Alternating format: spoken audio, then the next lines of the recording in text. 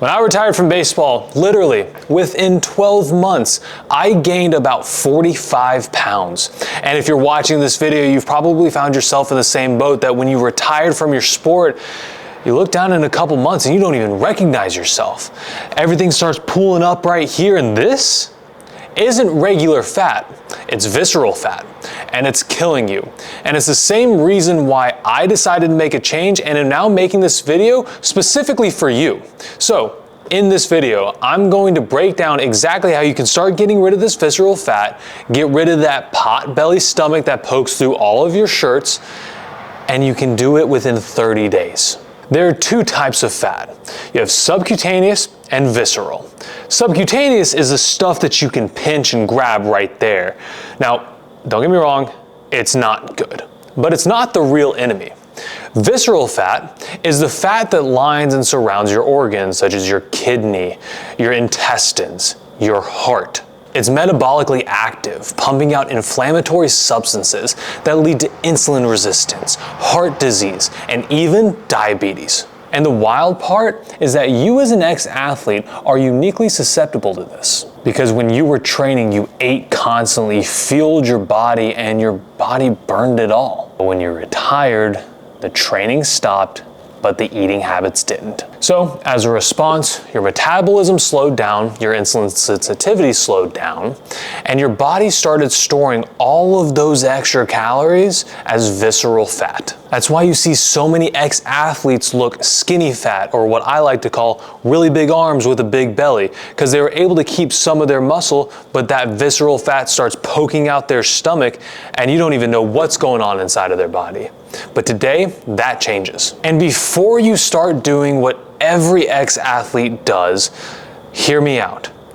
Doing extra cardio does not help the situation. Starving yourself and going on a fancy diet is even worse. One of the best ways that I have seen this work for not only my clients, but ex-athletes around the world is intermittent fasting. Now, I'll get into the ins and outs of the actual nutrition, but first, we need to explain what intermittent fasting actually is. All you need to do is pick at least a 12 to 16 hour time period to where you don't eat. And it sounds simple because it is. Let's say it's from 8 p.m. to 8 a.m. All you need to do for 2 weeks is make that window when you don't eat. Now, that sounds like a long time when you hear 12 hours, except for the fact that you should be sleeping for most of it.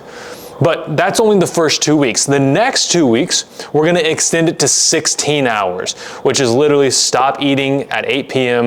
and then you don't eat really that much in the morning. Now, I need to be very clear about something. This does not mean you get to pig out. Right? We're still going to have to eat healthy, eat the right amount of foods, and make sure that your body recovers. But intermittent fasting allows you to really dedicate only a specific amount of time to eat. It's going to control how much you can eat because it's a shorter amount of time. And you actually feel productive, even more so because you get to do fasted training. When you wake up, you are in a fasted state. I know that sounds obvious, but it means that your glycogen stores are really low. That's a fancy word for saying where your body stores carbs. But when they're low and you start training, your body has no choice but to tap in to either fat or protein as a source to get its fuel from. So let's take this a step further. How do we know what it's going to choose, fat or your muscle? Well, obviously we don't want to burn muscle. But what's going to happen is that day after day, if you're getting adequate amount of protein, at least 1 gram per pound of body weight, it's not going to burn your muscle. So now what's left by process of elimination? Your fat. So literally all that you're going to do over the next 30 days is figure out a time period to where you're not going to eat. It's not starving yourself, by the way. You're just using time to constrict your calories. And when you wake up, you're going to train in a fasted state. Those two tools alone have changed countless lives around this country and honestly around the world. But I'm not done yet. I told you that we need to go further into the nutrition side of things. Now, because you're still here watching this video, you've probably watched other YouTube videos really describing the ins and outs of everything that you need to be doing. And because of that, you've probably heard that carbs are bad for you and that you need to stay away from them. And I cannot describe to you how big of a lie that is, and it's honestly ruining all of the progress that you think that you're making. Now, I'm gonna save that in and of itself for a specific video because I cannot cover it in this amount of time. What I need you to do is focus on your protein. And also subscribe so you don't miss the carbs video. But your protein is going to allow you to do two things. One, I've already told you, which is to make sure that it doesn't burn up all of your muscle. But two, it's going to get rid of all of your sugar cravings and keep you full. See, protein is very complex molecules. And when they enter your system, it takes a really long time for your body to digest it, which literally, by definition, stays in your stomach longer.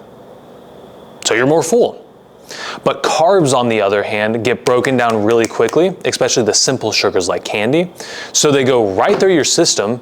You take in the same amount of calories, but yet you're left really hungry because your blood sugar spiked and then dropped immediately, and you're left sitting there like, I don't know what to do because I'm starving. So the simple thing to do is to eat more protein.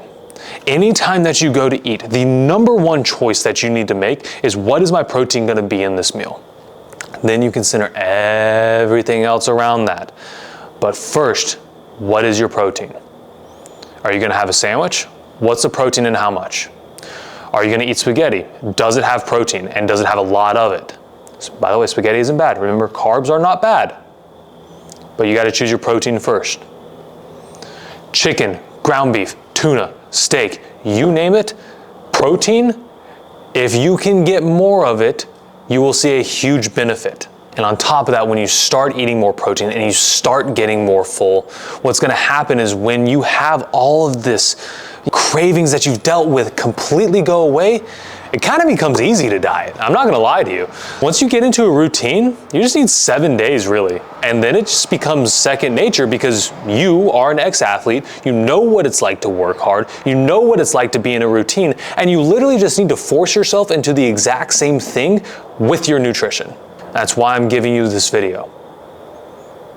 I talk with my clients day in and day out about this same exact thing.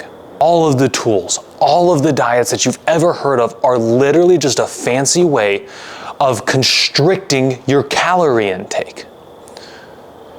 By the definition of science and the God-given body that you have, you just have to burn more calories than what you take in, and that difference is gonna help you lose weight.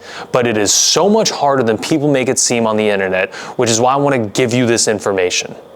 If I were in your shoes and had to do it all over again, to go from 250 pounds down to almost 200, I would intermittent fast.